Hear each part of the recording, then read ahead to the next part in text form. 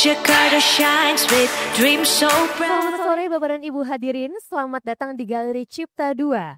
Dan pada kesempatan kali ini kita akan memasuki tema yang mungkin sangat relate untuk banyak dari kita, terutama generasi muda. Gen Z, I think, I'm being called right here. Dan judul sesi ini cukup provokatif karena judulnya adalah Gen Z can have a house in Jakarta, a myth. It's a question mark, so it's very interesting. Dan mari kita sambut narasumber kita pada hari ini. Kita panggilkan terlebih dahulu. Pertama ada Melwin Azwar, urban designer untuk Arup.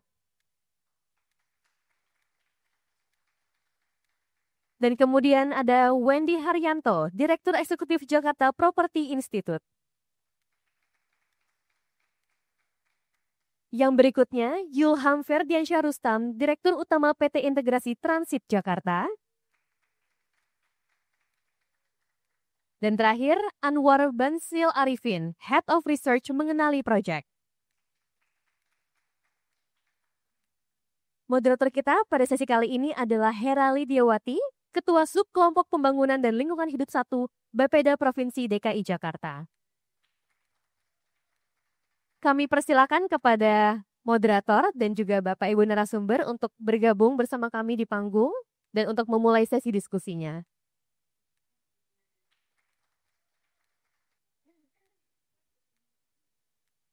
Oh ya,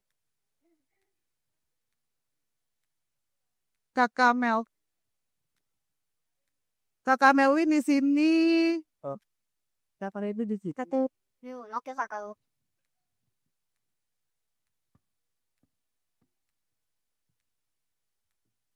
Mas Herdi di sini. Oh, di sini. Oke. Oke, terima kasih kepada MC atas pengertiannya. Wow, banyak tiga ya. Ini Gen Z semua apa bukan? Gen Z banget. Assalamualaikum warahmatullahi wabarakatuh. Salam Om Swastiastu, Namo Buddhaya, salam kebajikan. Selamat sore hadirin sekalian, terima kasih atas kehadiran Anda pada Jakarta Future Festival 2025 dengan tema Collaborate to Elevate. Perkenalkan saya Hera, saya di Bapeda, Sukol 1, yang akan menjadi moderator acara pada sesi kali ini. Oke. Mas, tempat duduknya biasanya ada di depan, punten boleh silakan duduk. Oke, Jakarta Future Festival 2025 merupakan momentum perayaan kolaboratif kota yang dirancang sebagai ruang ekspresi, eksplorasi, dan ideasi lintas sektor. Dalam menyambut 3 momentum strategis Jakarta, yaitu penyusunan RPJMD 2025-2029, perayaan menuju 500 tahun kota Jakarta, hingga Jakarta sebagai Top 20 Global City. Sesi diskusi ini mengusung tema Gen Z can have a house in Jakarta, a myth. Kalau kata-kata anak-anak Gen Z, emang iya nih susah punya rumah di Jakarta gitu ya Mbak kira-kira.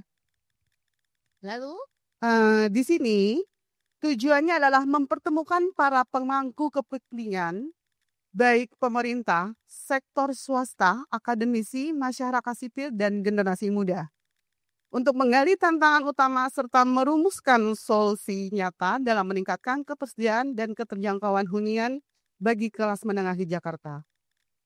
Melalui pertukaran ide ini secara terbuka, diskusi ini diharapkan dapat memperkuat kolaborasi lintas sektor dan menghasilkan rekomendasi kebijakan, serta desain yang mendorong sistem perumahan yang inklusif, terintegrasi dengan transportasi publik, dan siap menjawab tantangan masa depan kota. Hari ini kita mendengarkan pemaparan dari para narasumber terkemuka. Sebelah kanan saya ini, saya izin duduk ya para penonton ya, biar kalian bisa. Oke. Sebelah kanan saya ini ada Mas Melwin Azhar. Coba Mas berdiri Mas biar pada kelihatan. Ya. Tepuk tangan dong teman-teman semuanya. Mas Melwin ini dari Urban Designer for Arup. Mas Melwin Azhar ini adalah seorang urban designer dengan pengalaman lebih dari 17 tahun dalam perencanaan dan desain perkotaan di kawasan Asia Tenggara. Saat ini beliau bekerja sebagai Master Planning dan Urban Design Leader di Arup, Jakarta, yang mendukung berbagai proyek mulai dari perencanaan kota, pengembangan TOD, hingga pariwisata dan regenerasi kawasan. Karya terbarunya mencakup Singapore Food Master Plan, yang kontribusinya terhadap tujuan ketahanan pangan negara tersebut, serta regenerasi perkotaan di Kuala Lumpur melalui revitalisasi Sungai Klang. Benar ya Mas Nelson ya? Oke. Beliau juga memainkan peranan penting dalam master plan IKN nih teman-teman semua nih. Dengan kontribusi dalam perencanaan ibu kota administrasi yang ditargetkan menampung lebih dari 1 juta penduduk. Nah, yang kedua nih Mbak, yang paling cantik nih. Well, Mbak Wendy Haryanto, teman-teman, silakan tepuk tangan untuk Mbak Wendy Haryanto dari Jakarta Property Institute. Sebelum bergabung dengan JPI pada tahun 2014, Mbak Wendy ini menjabat sebagai Chief Operating Officer pada proyek pengembangan mixed use di Procon Sheffield, Indonesia. Beliau menjabat direktur dan memimpin 3 divisi retail, konsultasi retail, sewa retail, dan perwakilan penyewa retail. Pengalaman beliau lebih 30 tahun di industri properti telah mengasah kemampuan beliau dalam negosiasi, pengembangan konsep properti, dan eksekusi proyek, serta kepemimpinannya. Setelah kuliah, beliau memulai karirnya di perusahaan konsultan Procon Indah. Dia memperdalam ilmunya dan bekerja di Summarecon Agung Podomoro Group ya. Oh masih banyak nih. Syarat Pangan, Hero Supermarket, Range Market, dan perusahaan konsultan Gensling Retail. Bener ya Mbak? Boy, banyak banget ya. Nah yang ketiga nih Mas Ferdi nih. Tepuk tangan teman-teman untuk Mas Yulham Ferdiansyah Rustam PT Integrasi Transit Jakarta. Nah Mas Ferdi ini kalau sejak tahun 2022 Bapak Yulham Ferdiansyah Rustam menjabat sebagai Direktur Utama di Integrasi Transit Jakarta atau IPJ, sebuah perusahaan pengembangan properti peraih penghargaan yang berfokus pada TOD di wilayah Jabodetabek dan seluruh Indonesia. Ia meraih gelar Master Degree in Corporate Finance and Strategic Management dari Universitas Prasetya Mulia. Pengalamannya mencakup berbagai perusahaan swasta, termasuk Toyota Motor Manufacturing Group dan Alam Suta Group. Beliau juga pernah bertugas di MRT Jakarta, berkontribusi dalam pengembangan infrastruktur mobilitas perkotaan. Dan yang terakhir, Mas Anwar Basil Arifin, silakan Mas. Tepuk tangan semuanya teman-teman.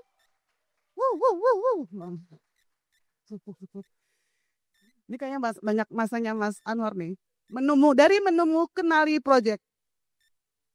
Mas Anwar Basir Arifin adalah seorang antropolog, etnografer, dan kepala peneliti di Menemu Kenali, yaitu sebuah platform yang bertujuan untuk merekam kehidupan dan kisah masyarakat yang tinggal di landscape perkotaan Indonesia. Benar ya Mas Anwar ya?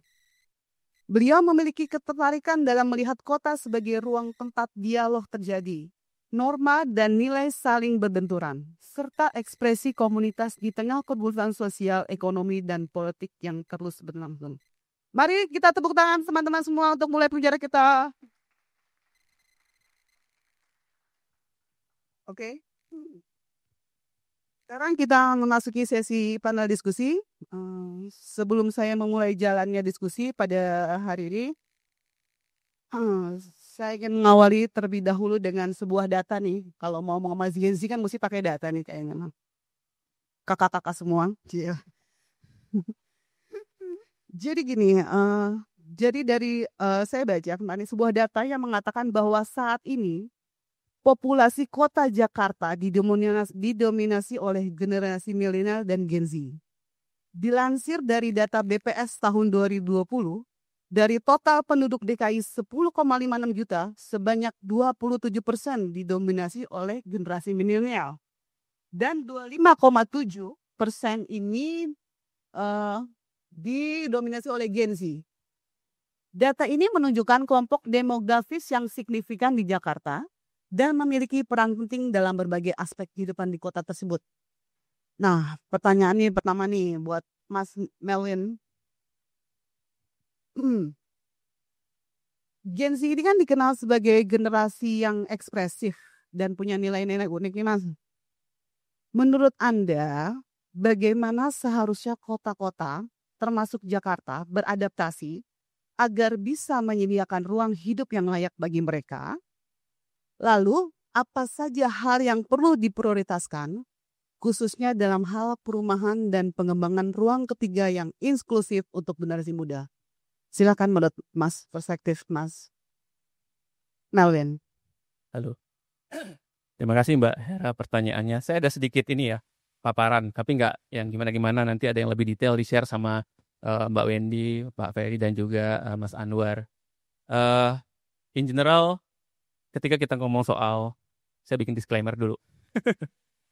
Ngomongin housing itu berapa SKS ya? Atau satu master sendiri gitu untuk nyelesain masalahnya.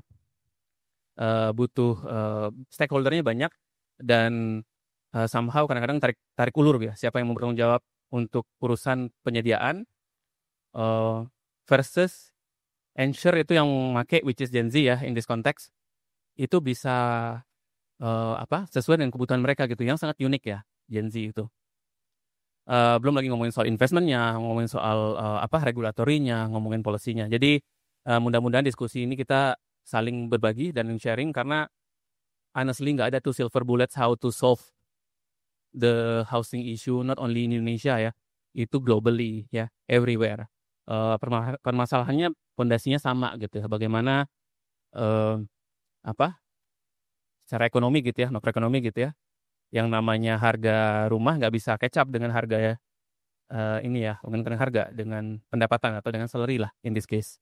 Yang dulu mungkin satu rumah bisa 4 kali gaji, sekarang mungkin 10 kali gaji gitu. Nah ini kan udah, ya ini banyak sekali faktor yang kita kalau bahas ini beda lagi. Tapi somehow ya gitu, jadi banyak faktor, tapi ini gimana nih immediate action atau short sela-sela kecil, sela-sela lah dimana kita bisa mulai mengintervensi as different apapun role kita ya, sebagai user, sebagai Gen Z. Saya juga hampir Gen Z, saya millennials mungkin nyebutnya. Sebagai planner saya, profesi saya sebagai Sama dong gitu aja. Iya, jadi tiap orang punya roles yang berbeda, dan let's see how we can mencari inilah sela lah ya. Mungkin mau sesuatu yang ideal ya, yang affordable, terus habis itu juga accessible tapi murah, terus maunya gaul tempatnya, bisa collaborate ya, mungkin agak long shot. Tapi gimana nih kita sela-sela yang ada dari sisi perencanaan, dari sisi investment, dari sisi regulasi dan policy, itu bisa mengallow ini. Again, sebagai millennials, saya dididiknya sama baby boomers berarti ya. Ya saya di brainwash-nya ya, pencapaian hidup itu salah satunya punya rumah. Punya rumah itu give some certainty gitu. Punya rumah ya, ownership ya. Sekarang saya tinggal sih dan masih nyewa. Tapi punya rumah artinya memiliki sendiri. Tapi rumah yang bagaimananya belum definitif nih.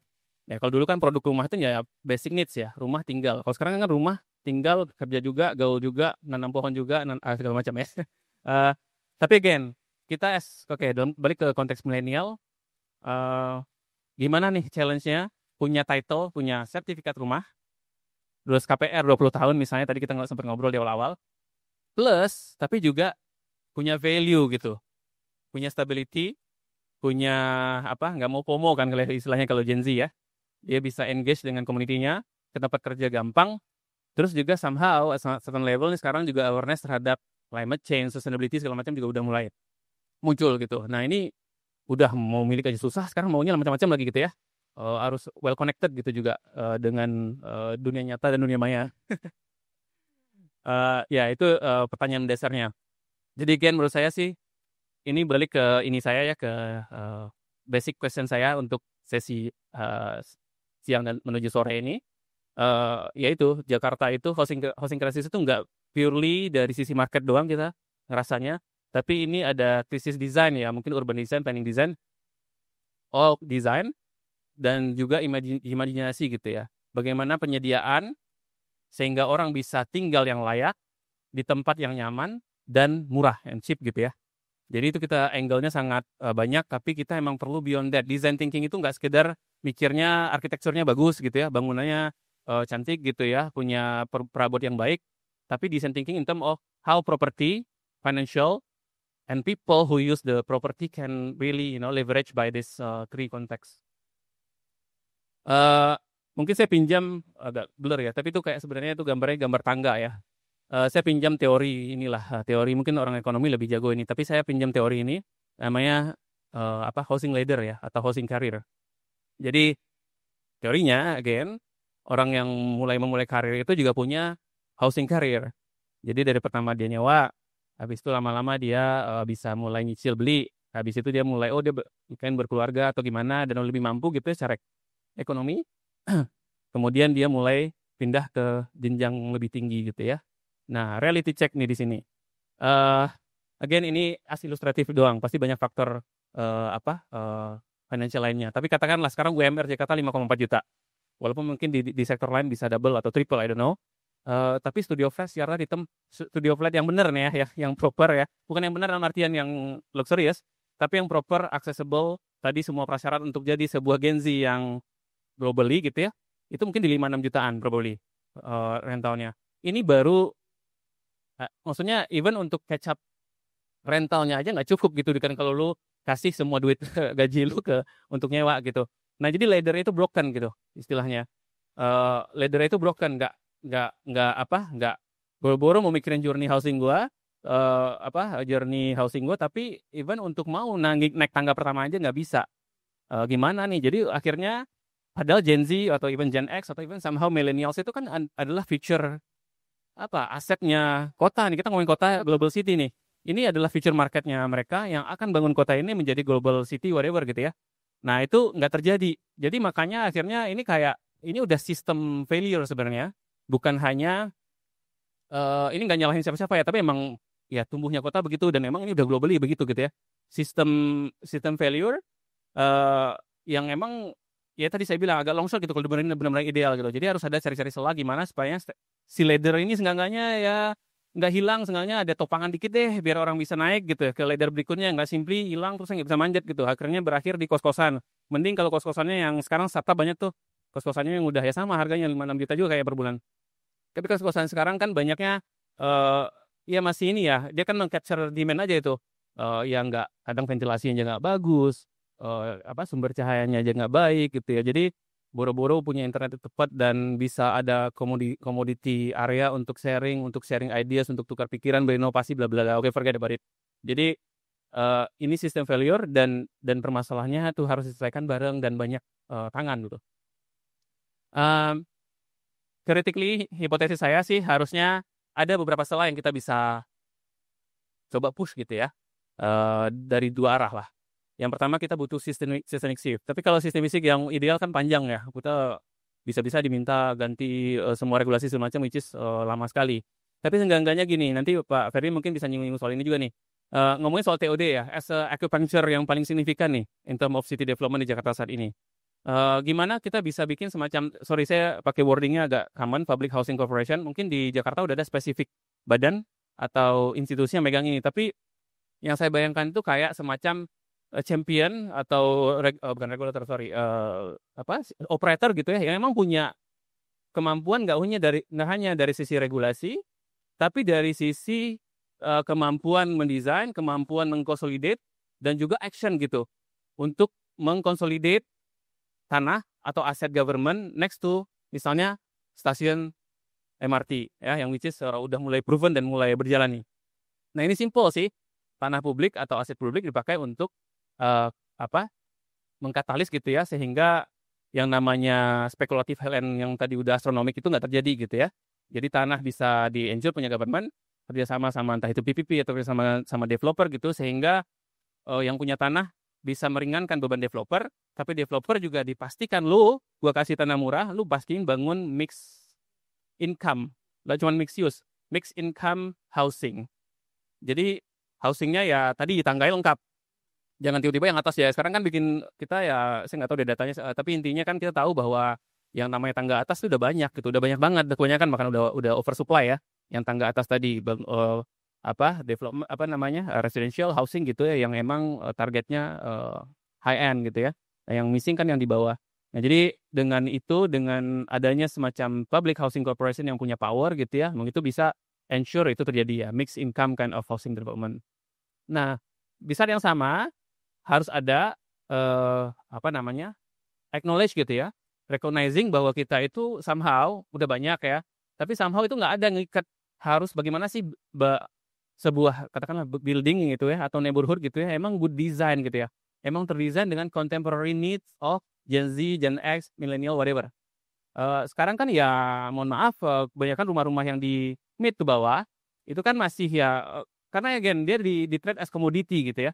Jadi ya artinya cuma jadi tembok gitu ya, isinya rem parkir semua atau mobil semua gitu ya, sehingga yang namanya kolaborasi dan itu tadi udah nabung kayak gimana dapat rumah di tengah kota, tapi ya ujung-ujungnya cuma buat tinggal dan nggak ada spirit untuk inovasi dan kolaborasi di neighborhood-nya, apalagi di building-nya.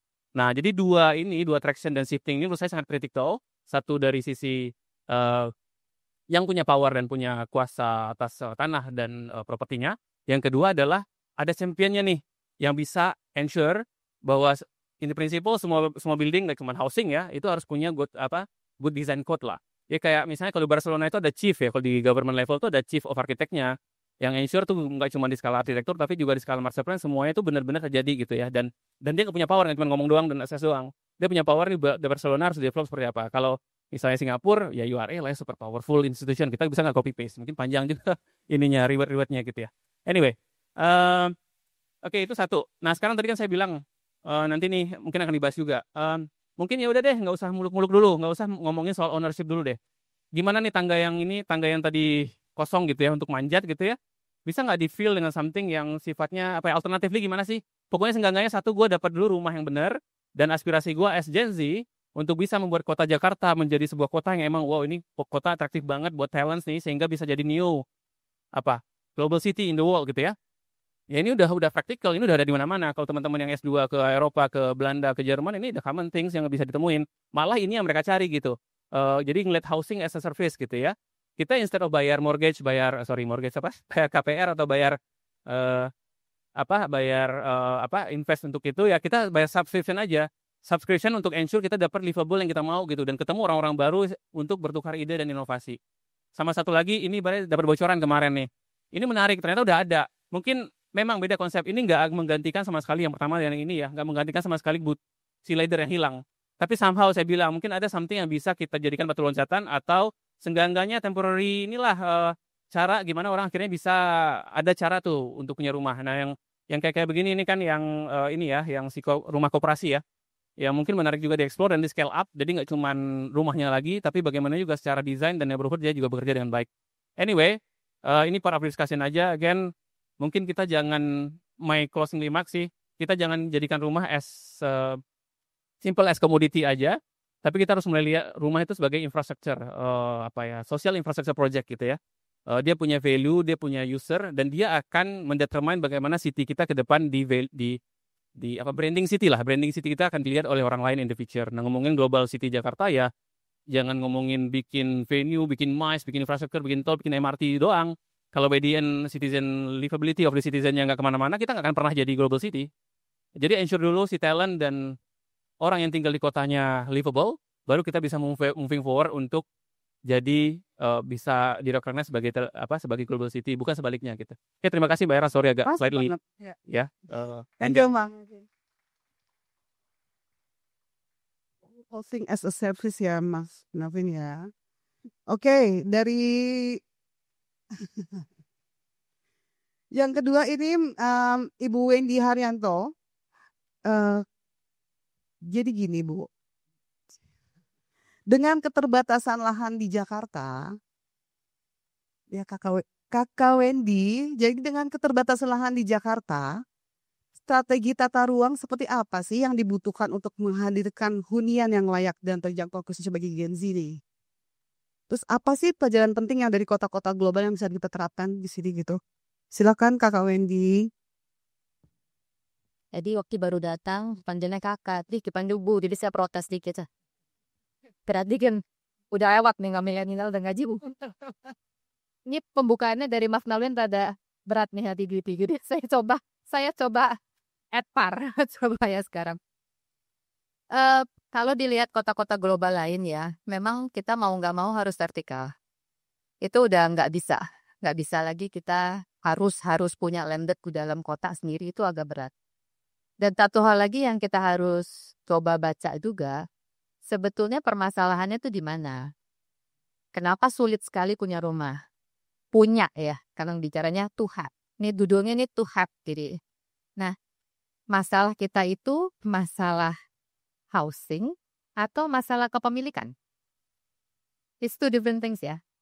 Karena kalau kamu mau bicara masalah ownership atau kepemilikan, ini semua satu global kota ini di dalam dunia ini semua punya masalah. Terutama di kota-kota besar. Karena kenapa? Mau nggak mau kan memang lahannya makin lama makin mahal. Ya kan? Ongkos konstruksi kan nggak tambah murah. Pemerintah kalau terus-terusan subsidi juga berat. Kasus Singapura itu cuman bisa ada di Singapura. Ya nggak bisa ada di kota-kota lain itu. It only happens in Singapore. Karena memang pemerintahnya memiliki visi yang berbeda. Nah, berarti kan kita ngelihatnya sekarang masalahnya apa nih? Kalau kepemilikannya udah memang sulit, kita lihatnya masalahnya adalah perumahan. Merumahkan. Bukan berarti harus punya rumahnya kan. Kita harus menyediakan hunian yang lebih layak. Nah, memang vertikalisasi itu tidak bisa dihindari. Mau nggak mau kita udah mulai bisa melihat bagaimana caranya kita membuat hunian-hunian vertikal itu lebih comfortable. Ya, bagaimana caranya untuk komunitas-komunitas yang biasanya di daerah landed itu bisa tetap ada di hunian-hunian vertikal.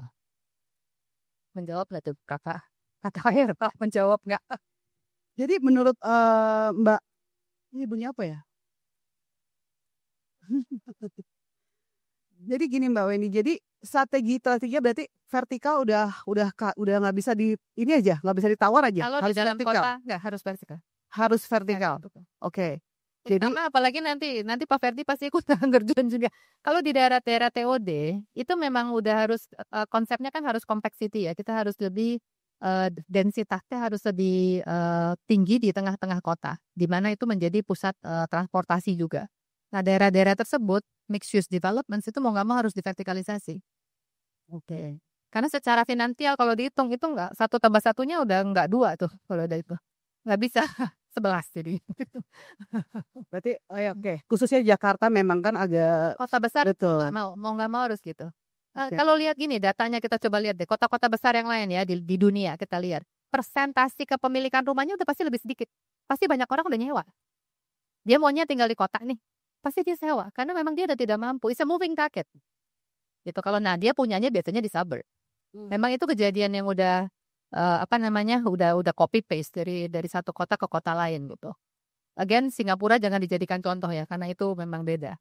Memang kita secara didoktrinisasi dari kecil itu sandang pangan papan gitu kan harus punya kan ya seperti itu. Nah, tapi karena affordability level kita nih sekarang rendah, ya kan. Mau nggak mau kita lihat dulu aja nih apa yang bisa kita address dari isunya, housing isunya. Berarti kita menyediakan tempat tinggal, bukan berarti to have. Karena to have ini isunya beda lagi. Then you have to drag in orang-orang dari financial sektor. Bunga bank, cicilannya berapa lama, stabilitas dari kita punya rupiah, segala macam itu kan interest. Wah itu panjang lagi tuh ceritanya di situ. Kemampuan kita secara finansial, bukan hanya kota, negara. Mampu nggak kita menjalankan itu? Kalau belum, ya kita lihat di sisi satunya, kita sediakan rumah yang lebih layak. Seperti itu. Jadi memang kalau menurut saya, housing issue may not be to have. Oke. Berarti nggak mesti memiliki ya, dia tinggal di rumah layak pun oke di Jakarta lah gitu. Tapi gini Mbak Wendy, kalau di Jakarta ini kan kita nggak tutup mata lahan mahal banget tuh Mbak, ya kan. Mau nggak mau kita bangun-bangun vertical housing tuh di pinggir-pinggir untuk khususnya yang mengaliri dengan APBD gitu ya di pinggir-pinggir Jakarta.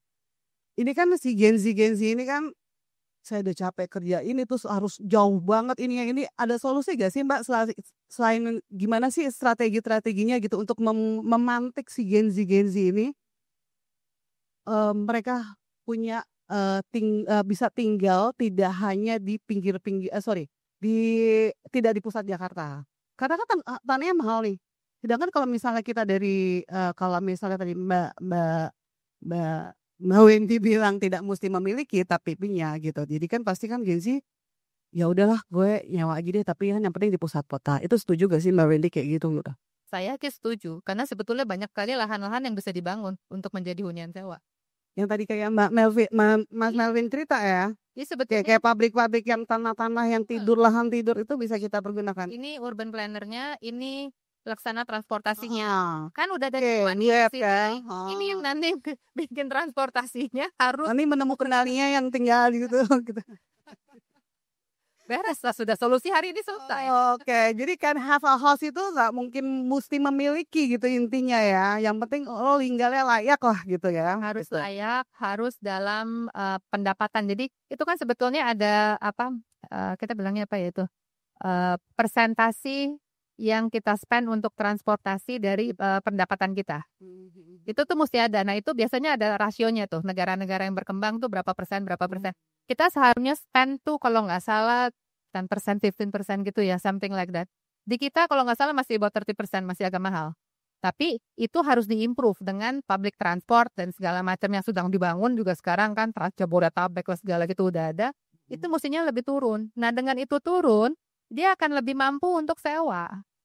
Oke. Ya, tempatnya akan lebih layak tempat tinggalnya. Gitu. Tapi gimana dong? Nanti aku nanya sama Mas.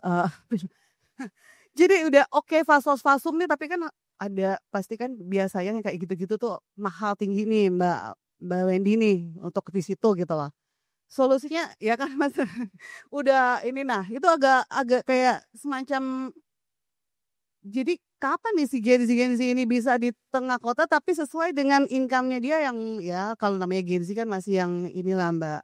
Jadi dia pengen yang pusat kota yang tadi Mbak Wendy bilang transportasi sudah didukung, udah oke banget deh fasilitasnya segala macam. Tapi kan kita nggak nutup mata kalau dia dari itu biasanya rate-nya untuk rentingnya itu juga tinggi gitu. Kalau deket public transport biasanya memang lebih tinggi. Ya kan, karena itu comfort levelnya lebih bagus. Jadi kan mau nggak mau karena ada fasilitasnya baik, makanya harga sewanya biasa lebih tinggi. Itu memang seperti itu. Jadi it's fait accompli udah seperti itu. Karena memang lebih comfortable di situ. Tapi itu sebetulnya bisa dianulir dengan mixed use developments. Jadi angkanya lebih nggak terlalu tinggi. Mixed use development tuh fasilitasnya banyak yang di-share. Oke. Jadi si pembangun itu bisa share banyak sekali. Dari misalnya dia ada bangun apartemennya di atas mall. Atau dia bangun di situ ada apartemen, ada office, ada apa. Nah itu nanti bisa di-share facility-nya, nanti bisa dibagi. Jadi tidak terlalu mahal kalau dia bangun apartemen gitu. Oh oke, ya. Jadi bisa terbagi. Itu. Oke, ya. Tadi Mas Melvin ada cerita masalah cross income apartments, mixed income. Oke, itu sebetulnya bagus sekali kalau bisa. Jadi tahu saya di Belgia kalau nggak salah, saya lupa di Eropa situ, dia itu mensubsidi orang-orang yang income-nya on certain level untuk tinggal di tengah kota. Jadi ada persentasinya ya. Misalnya satu tower dia sediakan misalnya 20%. Gitu kan. Sisanya ini memang lebih tinggi service charge-nya untuk mengcover yang sini. Oke, Subsidi silang. Jadi memang dialokasikan gitu. Nah masalah gedungnya bentuknya masuk dari mana segala ini kerjanya Mas desainnya. Monggo silakan Mas. Mau ikutan sedikit. Jadi tadi mixed income itu menarik sekali ya sebenarnya karena emang udah applicable di mana-mana dan udah dicobain. Even di Singapura. Itu Ridho Mas. Ridho gak ikhlas gak mixed income-nya nih? Oh ini emang harus ya tadi balik ke tadi Ridho. Dipaksa sih tepatnya. Okay, ya balik tadi ke yang tadi ya, yang saya gambarin emang harus ada satu operator yang cukup mengatur itu gitu. Di Singapura pun sebenarnya mungkin agak beda ya. Singapura itu ada perumahan untuk senior living. Itu mereka disubsidi ensure kalau si apa istilahnya servicesnya ya. Mereka punya dibersihin unitnya, internetnya mereka dapat. Ya itu disubsidi oleh pengguna yang lain gitu loh. Karena mixed income, karena itu kan kayak justified ya. Mereka kan udah serve buat negara gitu ya. Mereka udah punya bayar pajak segala macam ya. Sekarang giliran dia harus bayar unit atau rent unit, rentnya lebih rendah daripada yang lain. Tapi kompensasinya dia dapat ini. Oke. Free. Benefitnya ada buat dia untuk oke. Menarik ya. Oke. Mungkin ini bisa jadi masukan kita untuk nanti kita mau jadi 20 Global City ya Mas Melvin ya. Mungkin ya terima kasih atas masukannya. Kayaknya udah nih Kakak Wendy ya, sudah pelajaran penting tadi udah yang di Belgia tadi ya, dan tata ruang tadi strateginya seperti apa. Kita ke omong Kakak Ferdi.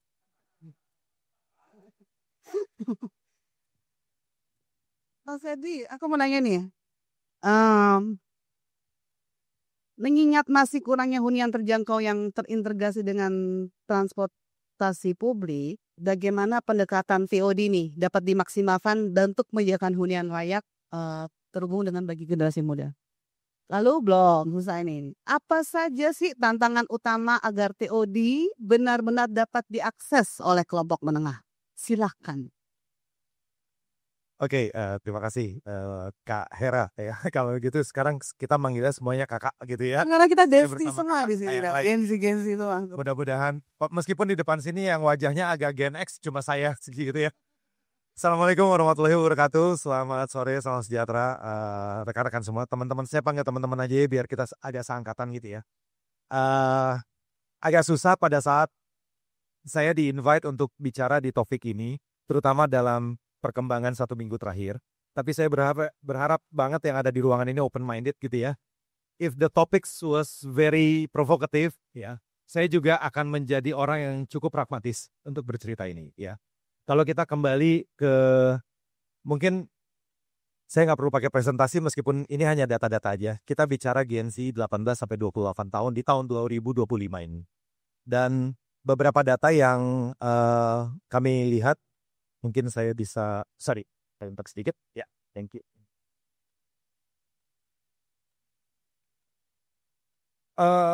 Sudah jelas saya bukan di Gen Z sebetulnya, rekan-rekan semua. Tapi kita akan bicara tren yang terjadi di 18-28 tahun di tahun 2025 ini. Dan yang menarik dari tren ini adalah sebetulnya keluhan yang banyak diceritakan oleh senior angkatan saya, generasi saya di baby boomers, atau sepeer dengan saya di Gen X, adalah bahwa Gen Z seneng banget jalan-jalan. Sebetulnya jadi salah dengan data ini. Ya jadi salah, karena sebetulnya data ini bicara banyak, bahwa Gen Z nabung. So, saya disclaimer dulu bahwa ini adalah provokatif, ya. Jadi saya mau mematahkan anggapan bahwa Gen Z itu sukanya jalan-jalan dan nggak pernah nabung. Survei ini per Desember 2024 ya, rekan-rekan. Dan ini menunjukkan bahwa teman-teman Gen Z sebetulnya mempersiapkan diri untuk masa depan. Ya. Ini cara bacanya gimana Mas? Aku bingung, yang nabung yang mana di sini nggak ada yang nabung. Jadi usia 11-15 tahun itu masih ditanggung. Ya. Sisi kiri, ya. Kemudian kalau kita bicara mengenai yang buying house, sebetulnya generasi Gen Z ini yang rentang 16-20 tahun ini udah mulai mikir, dan komposisinya udah 19%. Mikir untuk punya rumah. Ya. Kemudian yang lebih menarik 21 tahun sampai 26 tahun dari Gen Z, proporsinya udah 29% yang udah mulai mikirin untuk punya rumah. Ya. Dan kalau kita bicara mengenai Gen Z punya proporsi preference atas tabungannya, pembelian rumah itu udah andil 50%. Jadi kalau 1000 responden Gen Z di-invite untuk dalam satu kuesioner, 500-nya udah mikir untuk nabung beli rumah. Pertanyaannya, bisa punya rumah nggak Gen Z? Mitos nggak? Nggak bisa. Oke, provokatif ya teman-teman, provokatif. Setelah ini saya akan ajak teman-teman bicara mengenai industri properti. Bagaimana pressure ke industri properti sehingga rumah itu nggak bisa murah. Ya, oke. Ini sedikit mengenai financial di Gen Z, ada yang masih disupport oleh economic dari family, ada juga yang sudah mandiri, gitu ya. Semandiri-mandirinya Gen Z, seperti yang tadi Mas Melwin cerita, ternyata industrinya berat sekali untuk di catch up. Dan itu bukan dosanya Gen Z. Ya, it's systemic, ya. It's systemic. Bisa jadi karena keangkatan saya dan Kak Wendy gitu ya sebelumnya ya. Ya. Kak Wendy dari panjang pengalamannya, sebenarnya saya kenal beliau cukup lama. Beliau praktisi. Dan saya juga praktisi lama di private di salah satu grup residential. Tapi saya akan cerita berbagi mengenai hints yang ada di industri properti rekan-rekan. Ya. 2008 sampai 2012, 2013 bisa dikatakan masa keemasannya properti, ya. Di mana kalau raja-raja township jualan 200 meter, harganya 3M 4M, ya. Biaya konstruksinya cuma 400-500 juta, teman-teman. 2015 mulai keluar satu kebijakan yang dirilis oleh government pusat namanya loan to value, LTV. Dulu, kalau kita kredit rumah, kita ngajukan kredit rumah dengan DP 30%. Setelah itu kita pakai bank, bank akan bayarkan langsung ke property developer. Sehingga yang bangun developernya pakai uang siapa teman-teman? Nggak pakai uang sendiri. Pakainya uang dari buyer dan uang dari bank langsung. Ternyata itu bikin bubble ekonomi di banyak titik-titik kota mandiri. Wah, harga dirilis 500 tiba-tiba besok harga naik gitu ya. Teman-teman rasanya cukup familiar dengan Metro TV pagi-pagi gitu ya. Beli sekarang, besok harga naik gitu lah. It happens. Kacau semua harga properti, akhirnya government harus mengeluarkan kebijakan namanya loan to value. Sehingga konstruksi yang didisburse uangnya oleh bank melalui KPR harus dipecah atas 5 tahap. Yang pertama, fondasi dasar. Yang kedua, pasangan struktur. Yang ketiga, pasangan bata. Yang keempat, topping off. Dan yang kelima adalah finishing. 20%, 20%, 20%, dan seterusnya. Sehingga akhirnya developer harus keluar uang sendiri. Begitu developer keluar uang sendiri, ada biaya bunga yang dimasukin ke situ. KPR-nya yang dibebankan ke buyer kena bunga gitu ya. Sehingga bunganya double. Mulai 2015 onward, harga rumah jadi tidak seimbang dengan biaya konstruksi. Kalau yang tadi saya ceritakan, harga rumah 3M misalnya untuk 200 meter di kota-kota mandiri, biaya konstruksinya 500, mendadak biaya konstruksi naik jadi 1M. 2016 lebih kacau lagi. Harga besi dunia naik. Nah, saya mau cerita sedikit sama teman-teman karena background saya corporate finance, teman-teman. Biaya konstruksi menjadi sangat fatal gitu ya. Besi dikonstruksi, ini KWND udah mulai ketawa nih ya. Besi dikonstruksi itu 15-20% dari biaya konstruk. Jadi kalau harga besi naik secara harga besi dunia, automatically harganya multiplier. Ya. Jadi sekarang pressure-nya 30% harga konstruksi atas harga udah nggak bisa. Ya. Jadi automatically dari 2016, 2017 onward dan peak-nya di 2021 ditambah COVID, ya, developer sudah tidak bisa membangun dengan efisiensi lagi. Ya, ini kondisi makro teman-teman. Ya, nggak bisa dihindari sebetulnya. Pengembang kecil makin hancur, pengembang gede, ya main dari suku bunga. Ya. Jadi istilahnya adalah begitu loan to value dan harga besi naik dari 2015 sampai saat ini nggak pernah kembali ke titik yang equilibrium lagi. Akhirnya ujung-ujungnya adalah yang gede makin gede, yang kecil udah terpuruk. Oke. Nah, yang menarik adalah teman-teman developer ini mencoba cari jalan. Gimana ya caranya ya untuk bisa intervene ya terhadap konteks ini. Risetnya nunjukin lagi bahwa sebetulnya ada banyak opsi untuk milik tanda kutip ya. Kalau yang tadi pertanyaan di awal adalah provokatif, Gen Z bisa punya rumah nggak sih? Saya bisa katakan tidak. Kalau cara pandangnya masih mengikuti cara pandang konvensional. Saya di Gen X, honestly saya adalah angkatan Gen X yang menjadi produk dari baby boomers. Rumah itu mesti punya halaman. Ya, wah. So harus ada carport, harus ada halaman, bisa cocok tanam dan lain-lain. Mau berapa harganya dengan kenaikan harga seperti yang tadi saya cerita? Ya. Akhirnya yang menjadi menarik Mbak Hera adalah yang semakin pragmatis saat ini adalah seberapa jauh residual income bisa disimpan sebagai tabungan. Ya. Ya sudah deh kalau gitu ngekos dekat tengah kota aja deh. Ya. Yang penting saya bukannya punya rumah di nun jauh di Cikarang, suburb gitu ya. Tapi naik keretanya lumayan jadi pepes gitu ya dari pagi-pagi dan pulang kerja gitu. Saya ngekos aja di tengah kota, mungkin bayar lebih mahal sedikit tapi saya bisa saving dari transport. Itu pragmatik. Iya. Saya dapat cerita ini sebenarnya dari teman-teman Gen Z. Kebetulan di ITJ komposisi Gen Z-nya 50-60% dan banyak yang memilih seperti itu. Jadi yang tadi dibilang residual income untuk menjadi saving. Nah, bicara mengenai kawasan TOD, ini yang jadi menarik. Emang bisa tinggal di kawasan TOD dengan harga harga ramah. terjangkau ya. Nah, bohong kalau kawasan TOD murah. Saya bilang itu aja dari awal gitu ya. Bohong ya. Saya pengen ngomong seperti ini karena Gen Z karakternya tidak suka dijanji-janji maniskan sebetulnya Kak Era. Mereka adalah generasi yang pragmatis, generasi yang bukan terima top down gitu ya, asal Bapak senang. Mereka pengen dikasih kondisi terberat gitu ya, sehingga solusinya bisa mereka pikirkan. Yang menarik, prinsipnya TOD di seluruh negara ada macam-macam di semua negara, tapi yang saya highlight ada 2 nih teman-teman. Fungsi campuran, ini yang tadi udah disampaikan sebelumnya. Dan yang kedua adalah keadilan sosial. Social justice, semua equal, mesti punya kesempatan yang sama. Ya. Jadi dari situ, kita mulai coba tarik. Area-area TOD ini area prime semua. Kalau kita lihat, Duku Atas, Senayan, Blok M, ya agak mengerikan ya kalau bicara angkanya ya. Punya rumahnya gimana caranya ya? Nah, yang berkembang dalam 5 tahun terakhir sebetulnya adalah yang pertama sewa, yang kedua rent to own. Rent to own ini bukan konsep baru sebetulnya, tapi konsepnya nggak populer karena itu doktrin kepemilikan rumah dari dulu adalah punya rumah, punya halaman dong, ya. Sementara yang ada di Gen Z sekarang adalah mobilitas. Sepanjang Anda bisa efisien dalam energi Anda gitu ya.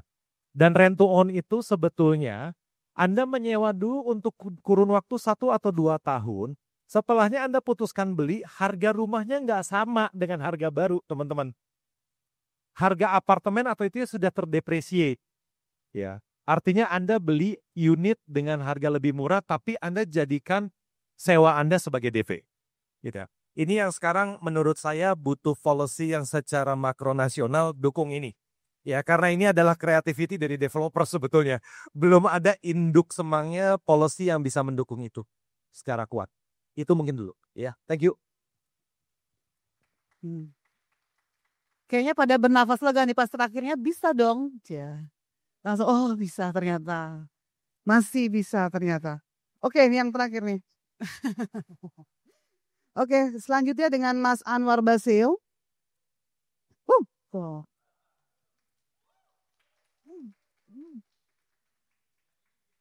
Ya, Gen Z beneran nih.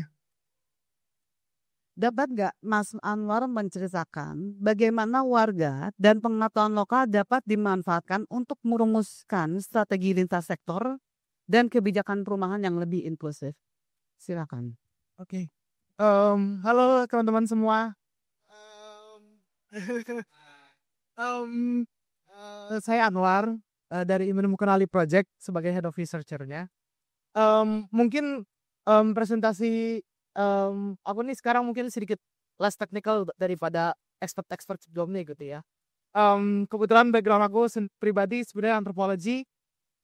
Jadinya hopefully aku mau menawarkan sedikit pandangan yang lebih humanis tentang cara melihat Gen Z sebagai sebuah subjek tuh kayak gimana sih gitu. Ini satu slide kecil-kecilan yang aku siapin tentang people, their stories, and how they shape us.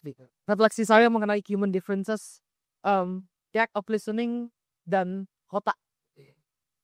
Nah, jadi karena tema kali ini tuh mostly targetnya Gen Z gitu kan ya. Sebenarnya mungkin kita kulik dulu Gen Z itu sebagai subjek itu apa sih gitu kan. Dan sebenarnya the history of sejarah dari state policy gitu kan, kebijakan negara, kebijakan publik mengenai perumahan dan hal-hal yang berhubungan dengan isu urban lainnya itu gimana. Sebenarnya dari pembacaan saya juga banyak kebijakan publik itu yang dilakukan tuh dalam approach yang sangat top down gitu ya. Dan di sini saya akan mencoba untuk memkorelasikannya dengan subjek Gen Z gitu deh. Top down itu maybe useful gitu kan ya. Para expert, policy makers dan segala macamnya mengidentifikasikan suatu masalah, terus nanti mereka membuat satu solusi yang menurut mereka paling efektif gitu ya. Cuman di sini mungkin ada hal-hal yang kita bisa membalangnya dengan cara lain gitu. Kenapa? Karena menurut saya top down approaches itu membutuhkan ada yang namanya generalisasi gitu kan ya. Ketika kita research gitu tentang kebijakan apa sih yang sebenarnya paling bermanfaat buat kategori A gitu kan ya. Kita harus membuat generalisasi tentang kategori tersebut, gitu kan ya. Dan kategori-kategori ini, gitu kan ya, termasuk kategori di sini dalam kasus ini adalah Gen Z, gitu kan ya. Itu perlu kita pikirkan ulang, gitu. Kenapa?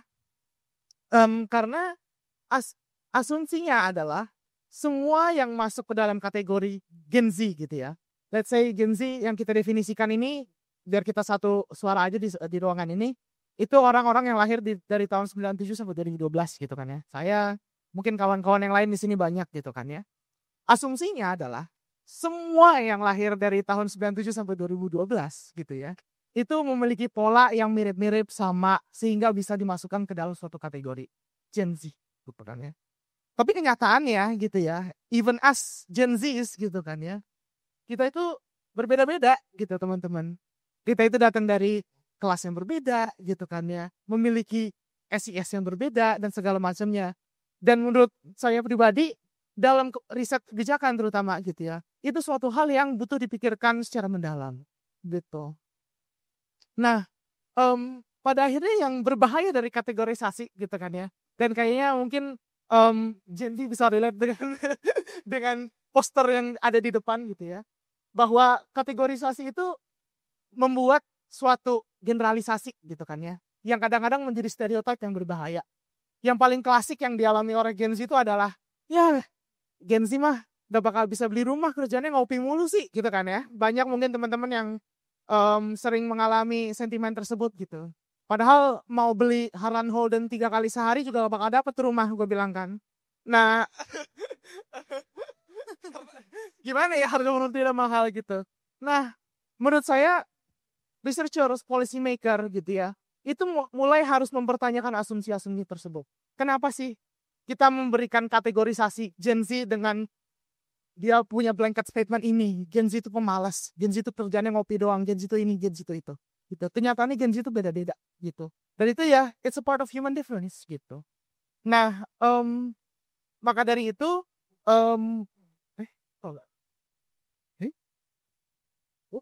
kok hilang? Ya, waduh, hilang presentasinya. Tidak apa-apa, saya lanjutin aja. Maka dari itu, sebenarnya yang saya pengen tawarkan itu adalah sebuah bottom up approach dalam researching mengenai kebijakan publik, terutama dalam housing gitu ya. Bagaimana sebenarnya hal yang pertama kali mungkin kita harus lakukan untuk mendapatkan housing yang lebih inklusif buat Gen Z, itu adalah untuk mendengarkan aja dulu orang-orang dari yang kalangan Gen Z, dan sebenarnya komplain masing-masing apa sih yang mereka punya, gitu kan ya. Dan kalau dalam bentuk research gitu, kebetulan saya antropolog gitu kan ya, dan mungkin teman-teman antropolog atau jurnalistik atau sosiologi juga familiar dengan istilah ini gitu. Metode research yang biasanya kami lakukan gitu ya, itu adalah etnografi gitu kan. Etnografi itu kalau by definition adalah the study of culture atau humans gitu kan. Cuman pada akhirnya itu merupakan riset di mana ya kita mingle, kita bergaul, dan kita benar-benar immerse dengan orang-orang yang kita tuju gitu kan ya. Gen Z itu kebutuhannya apa, cara bergaulnya kayak gimana, habit mereka gimana dan segala macamnya gitu. Terkait yang tadi Gen cannot have a house in Jakarta, menurut setnya Mas Anwar gimana nih? Nah, Kepengennya gimana sih? sebenarnya menurut saya suatu hal yang gak bisa again, karena saya selalu bahaya gitu ya, selalu waspada sama yang namanya generalisasi gitu. I don't think ada yang kayak Mas Melwin tadi bilang gitu. Ada satu silver bullet gitu ya dalam menjawab sebenarnya solusi one size fits all buat Gen Z itu apa sih dalam housing. I'm afraid saya gak bisa menawarkan itu. Kenapa? Kalau misalnya Mas Melwin tadi ada dalam ya technical solutions lainnya gitu. Kalau menurut saya precisely because karena Gen Z gak bisa dilambda jadi satu kategori gitu loh. Terlalu banyak variabel-variabel lainnya gitu kan, di antara bahkan kita ngomongin Jakarta gitu ya, Gen Z di Jakarta middle class gitu ya, terlalu banyak variabel-variabel lainnya di mana orang tuh bisa mengekspresikan different needs yang mereka punya gitu kan. Oh ini akhirnya tiba-tiba slide-nya muncul lagi. Nah, satu hal yang saya promosikan itu adalah dua perspektif dalam melakukan research gitu ya, which is called etik dan emik gitu. Etik itu adalah perspektif dari someone outside of the community gitu. Ini bukannya berarti teman-teman dari yang non Gen Z itu tiba-tiba gak bisa relate sama sekali sama Gen Z atau kayak gimana. Justru ada hal-hal yang insight atau posisi yang bisa dari luar komunitas tersebut memberikan insight kepada yang dalam komunitas gitu. Atau menginterpretasikan apa yang diekspresikan sama komunitas tersebut. In this case Gen Z gitu. Tapi yang paling pertama kali harus dilakukan itu adalah untuk ke-capture dynamic yang saya sebut sebagai dynamic gitu. Itu adalah bagaimana orang dalam komunitas tersebut tuh berpikirnya apa ya, behavior gitu. Dan itu tuh gak gampang kalau misalnya teman-teman familiar dengan etnografi, mungkin teman-teman dari antropologi atau jurnalistik. Etnografi itu kalian tinggal di suatu tempat komunitas dalam waktu yang lama dan berinteraksi dengan orang dalam waktu yang lama gitu kan ya. Tapi itu menurut saya suatu hal yang penting agar kita tuh udah terjebak dalam menggeneralisasi Gen Z itu sebenarnya needs-nya tuh apa sih gitu kan. Dan hopefully dengan itu kita bisa mendapatkan insight yang lebih nuance tentang bagaimana nge-tackle isu housing yang dialami sama sekarang ini. Iya. Kurang lebih kayak gitu. Nah, kalau ngomong-ngomong Gen Z emang mesti gitu, Pak. Oke. Sama paling satu hal lagi yang saya pengen bicarakan juga adalah tentang bottom up approaches gitu. Bahwa tadi aku setuju banget sama Mas Welwi. Singkat Mas Anwar ya. Oh iya, sorry. Terakhir, bahwa stories gitu kan ya. Nge-collecting stories yang dialami Gen Z. Itu tuh jangan sampai fade into memory gitu. Jangan sampai hilang aja. Tapi itu harus terukir dalam dinding-dinding dan infrastruktur yang kita buat gitu. Karena apa? Yang namanya rumah gitu. Itu yang kayak Mas Melvin bilang tadi, itu bukan sekadar komoditas. Ya. Itu tuh a social being gitu. Itu yang memediasi relasi kita dengan sesama. Dan saya harap dengan mengubah paradigma itu, kita bisa melihat rumah itu menjadi suatu hal yang lebih human, dengan perspektif yang lebih humanis. Itu sebenarnya saya pengen katakan. Terima kasih teman-teman. Oke. Seru. Oke, sekarang kita akan buka sesi tanya jawab. Mungkin karena berapa menit aja ya waktunya, Mbak? Kadang saya ada di 10 menit aja. Oh, oke. Ya, sesi tanya Mbak Mas. Iya, panitia, mungkin kita buka sesi tanya jawab untuk 3 orang pertama dulu ya. Silakan Mas sebutkan nama dan oke.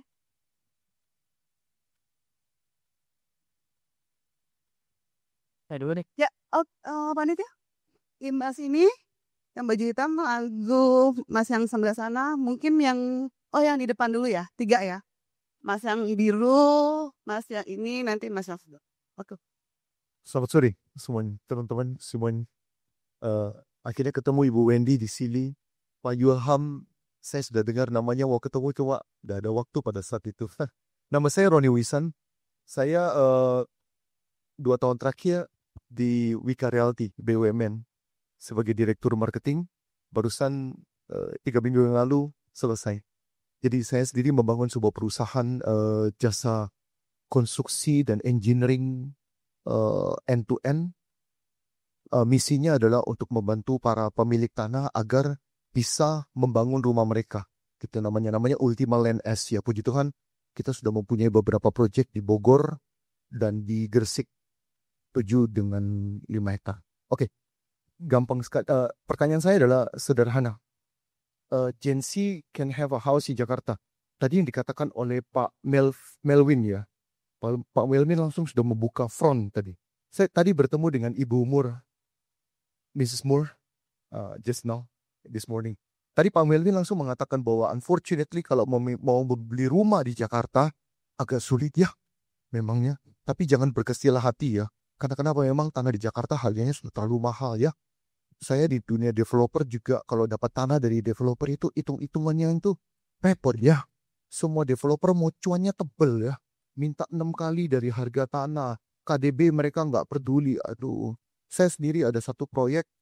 Nanti akhir tahun akan diluncurkan di Pondok Bambu. Sekitar 2 hektar. Aduh, menyerah harganya nggak bisa. Nah, namun pertanyaan saya gampang sekali. Apakah Gen Z bisa memiliki rumah di Jakarta?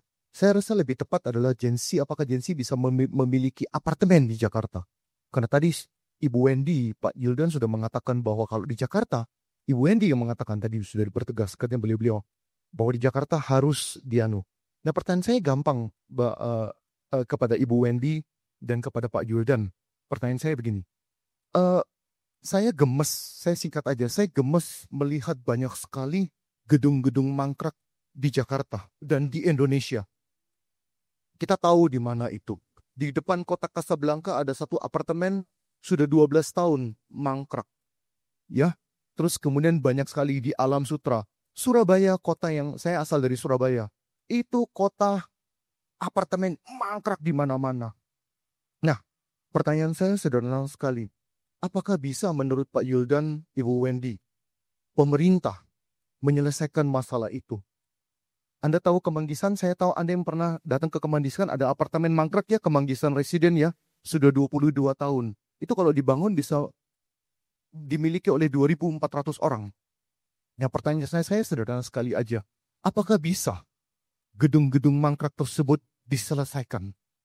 Saya tahu itu membutuhkan kemauan politik, kemauan sosial, kemauan ekonomi untuk semua pihak duduk bersama. Ya. Nah, pertanyaan saya adalah itu. Terima kasih. Oke. Kita tampung dulu ya, Mbak. Tadi pertanyaan kedua dari nah, silakan. Oke, baik. Halo semuanya. Saya Hairul. Sekarang saya final year student di ITB. Mungkin dari yang sebagai saya yang Gen Z dan saya juga sebagai mahasiswa tahun akhir yang pasti bakal lulus dan bakal masuk ke dunia kerja dan bakal juga mikirin mau punya rumah di mana. Dari diskusi yang saya tangkap ini mungkin bakal lead to dua kesimpulan. The first one is untuk Gen Z udah gak mungkin punya rumah dan bakal ada pragmat shift ke tadi mungkin sempat disebut juga solusinya yaitu renting ataupun renting dengan opsi pembelian.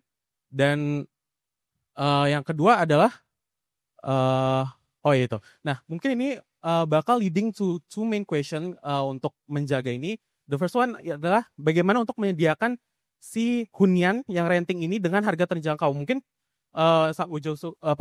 sudah disampaikan juga oleh Mas Melvin bahwa supply untuk apartemen tapi untuk yang kelas atas itu sudah oversupply, tapi untuk yang kelas bawah Gen Z dengan starting salary-nya yang masih ya cimit-cimit lah gitu, itu masih undersupply. Dan yang kedua adalah ketika kita sudah membuat ekosistem renting ini sudah berjalan, nanti sudah bisa diaplikasikan, gimana caranya untuk kita keep the rent price ini affordable untuk the next future generation. Jangan sampai masalah-masalah seperti housing crisis ini berpindah menjadi rent crisis, di mana ini sudah terjadi di beberapa kota di dunia seperti New York, seperti di London juga, dan kota-kota besar lain, di mana justru harga rentnya udah makin nggak jelas, makin mahal, dan malah jadinya banyak Gen Z ini nggak bisa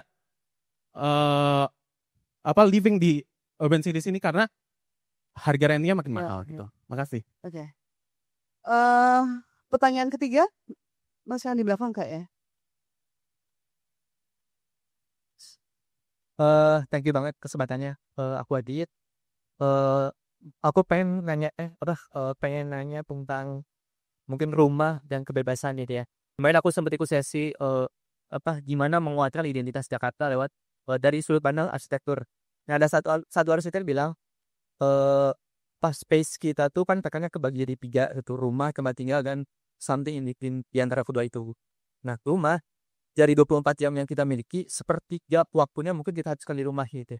Nah, aku pengen nanya, kalau tadi kan dibilangnya gitu ya, si Gen Z ini tuh sulit untuk dapat rumah di Jakarta gitu. Solusinya adalah renting.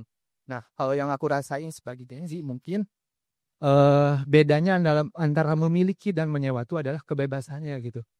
Mungkin sama juga dengan kayak pacaran doang atau nikah gitu. Kalau udah nikah kita lebih bebas untuk ngelakuin apa aja gitu.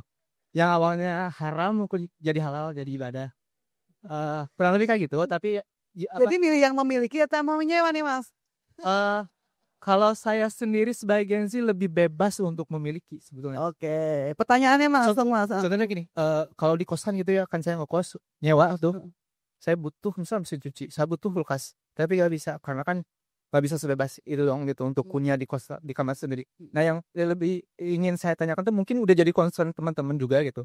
gimana tuh dengan kesedihan bahwa kita harus mendapatkan kebebasan. Kira-kira apa yang mau diangkat? Itu aja sih, thank you banget. Kayaknya nih ke Mas Anwar nih harus jawab nih, kayak lebih. Oke, kita 3 dulu ya, teman-teman semua. Mungkin ini Mbak Weni tadi, Pak Punten tadi Bapak siapa ya, aku lupa. Tadi tanya ini Mbak Weni terkait apartemen mangkrak nih, Mbak Weni ini gimana sih diselesaikan dengan pemerintah, bisa nggak menurut Mbak Weni? Sebenarnya peraturan pemerintahnya tidak ada setahu saya. Ya, tidak ada kan ya. Asalnya pure nggak ada. Jadi it's a market driven exercise gitu di situnya. Cuma gini, itu kan mangkrak ceritanya pasti banyak ya. Jadi ada yang misalnya developernya bangkrut. Ada yang misalnya dia berhasil menyelesaikan dikembalikan DP-DP-nya tapi dia tidak bisa meneruskan. Jadi dia tunggu investor baru. Itu ada yang seperti itu tuh. Nah, saya tahu ada satu di Antasari yang berhasil mendapatkan investor baru. Dijalanin lagi tuh, terusin lagi. Nah, itu yang beruntung. Ya, dia bisa dapat maybe part of dia punya early investment dollar, tapi ada investor baru yang melanjutkan. Jadi para pembeli lamanya kita langsung tetap dapat unit-unitnya gitu di kias itu. Nah, problemnya adalah tidak ada aturannya dari regulasi pemerintah. Setahu saya kalau negara-negara berkembang itu ada. Jadi ada limitasi waktu. Penyelesaian kasus ini tuh harus diselesaikan. Seingat saya ada yang 5 tahun, ada yang 7 tahun gitu. Jadi harus diselesaikan dalam dia punya pengadilan. Pengembalian uang mau itu ambil alih oleh pemerintah atau apa gitu, itu ada.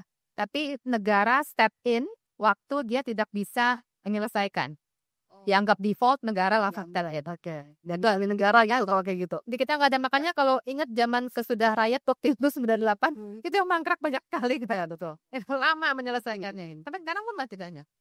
Ya, mungkin saya bisa membantu perspektif dari saya tambahkan kemarin. Jadi kalau saya pengguna LRT nih, jadi saya lihat LRT kanan kiri itu kan banyak kayak gedung tinggi tapi nggak kelar pun ada juga yang kayak semacam gedung tapi nggak ada penghuninya.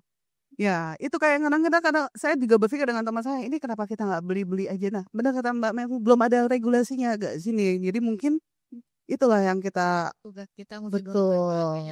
Ya, salah satu yang itu mungkin bisa udah menjawab ya Pak ya. Oke. Tadi dari Mas yang Mas Mas Heru ya. Oke. Ada yang mau ditambahkan mungkin dari Mbak Melvin dan Mas Melvin dan atau Mbak Oke. Nggak harus dijawab, tapi saya penasaran tadi kan mangkrak artinya belum beres construction ya? Bisa mangkrak kalau saya bilang kayak gedung tidur gitu loh Mas. Apa sih udah ada kosong nggak diisi, beli Selesai aja ya? gitu. Oke. Karena tadi pas pertama kali ditanya, yang saya tangkap itu gedung yang udah bisa operate gitu ya, operable gitu, tapi nggak ada yang huni. Saya nggak nangkap ke sana. Nah, Itu juga ada. itu apakah juga akan rely so much on the policy and regulation, misalnya saya nggak tahu ada gimana tuh model. Oh, yang itu berarti yang pemiliknya berhasil menyelesaikan, tapi tidak berhasil menjual. Iya, bisa juga betul. Berhasil bangun selesai kan dia udah Iya. urusan mau bangun jadi. Ya betul.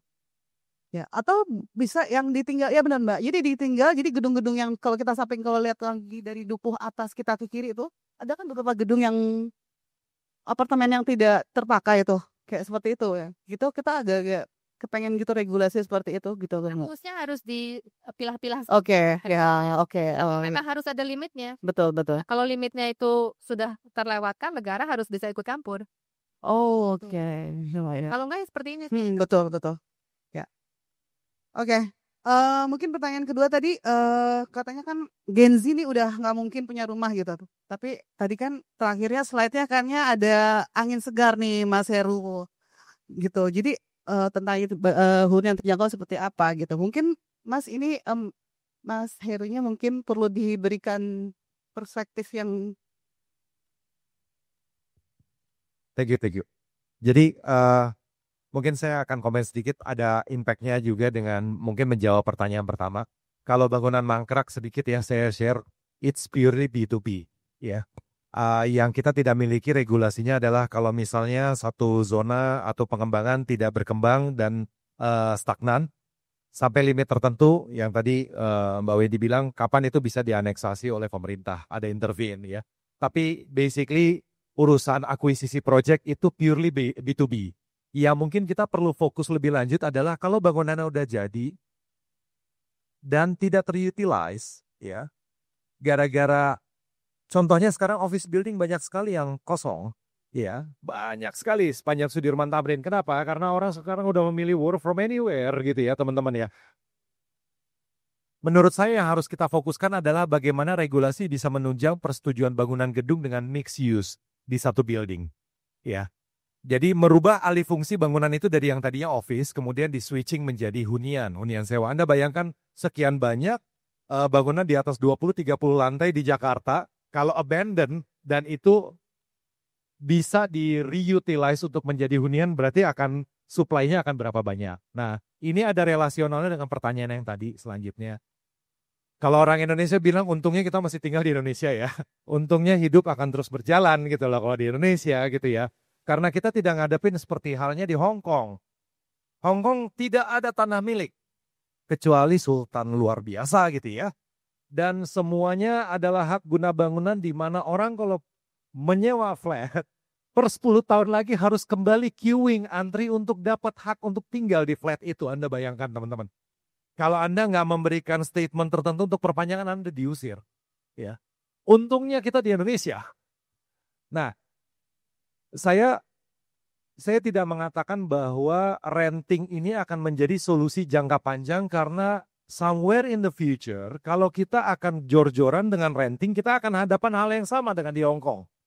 Di mana queuing terhadap renting itu jauh lebih gila dibandingkan kepemilikan. It happens teman-teman.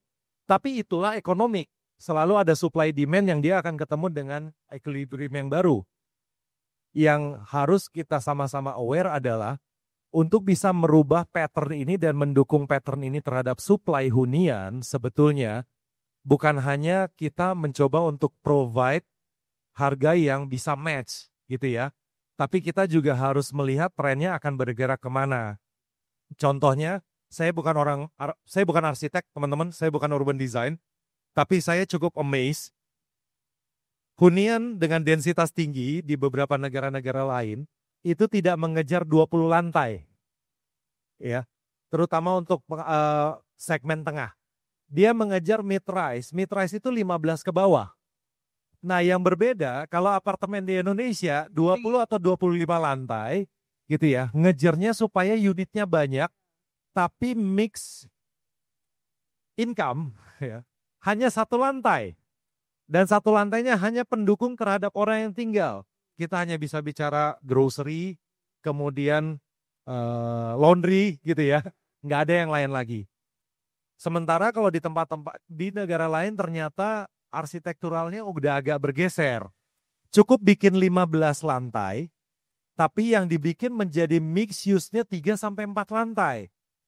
Teman-teman bayangkan, satu lantai komersial memberikan keuntungan untuk mensubsidi 25 lantai di Indonesia, tapi di praktis yang kita pelajari di negara lain, 3-4 lantai komersial mendukung 15 lantai.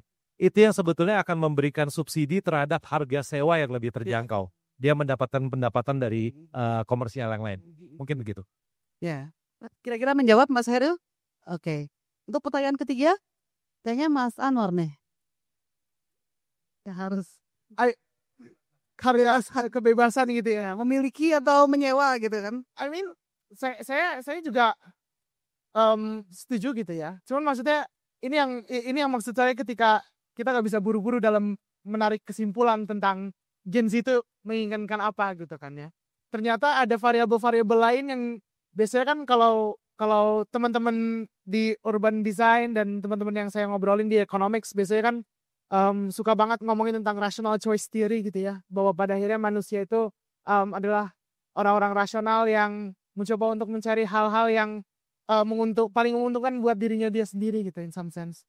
Cuma kan pada akhirnya nilai-nilai seperti kebebasan dan nilai-nilai yang biasanya kita anggap lebih abstrak dan filosofis ternyata ini juga berhubungan dengan desire orang untuk menginginkan rumah gitu. Dan kalau buat saya kalau misalnya ini tidak dipertimbangkan dalam kebijakan publik ya nanti kebijakannya off terus gitu. off target lagi. Kalau itu saya nggak bisa Gantung orangnya ya benar ya. tapi Oke. pada akhirnya itu harus dipertimbangkan. Mungkin kakak-kakak yang lain ada jawabannya. Gimana kakak-kakak yang lain? Tapi ada lebih perspektif berbeda dari Dikit aja. Ada want, ada need. Ya. Jadi yang mau diadres mana dulu nih? Maaf tadi kayaknya itu want. Jadi ingin nikah gitu kan intinya. Nah, tapi need-nya mungkin nggak segitu. Nah, ini yang harus diadres dulu sebetulnya adalah need yang basicnya dulu nih. Want itu biasanya udah the next level. Nah, kalau salah kondisinya itu tidak memungkinkan sampai ke want, kita address need-nya dulu. Itu jawaban dari saya. Kira-kira ini ya, puas ya Mas ya?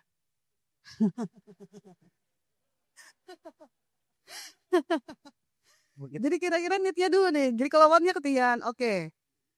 Mohon maaf teman-teman semua, saya sudah dapat tadi udah panitia sudah memberikan sign kalau waktu sudah habis.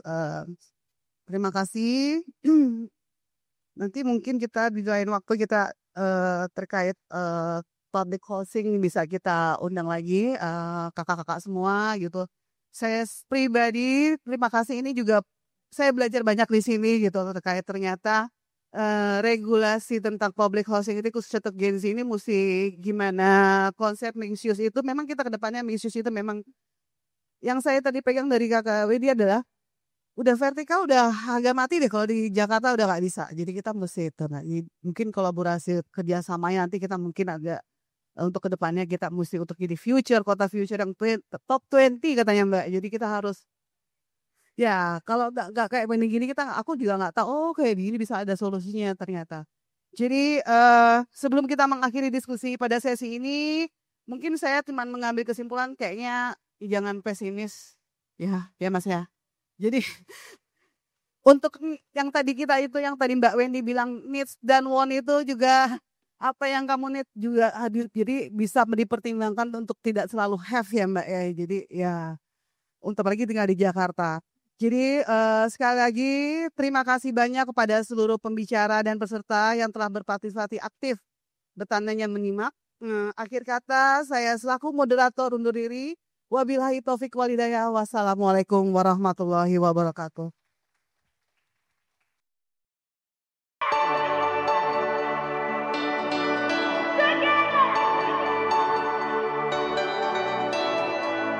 Jakarta shines with dreams so bright.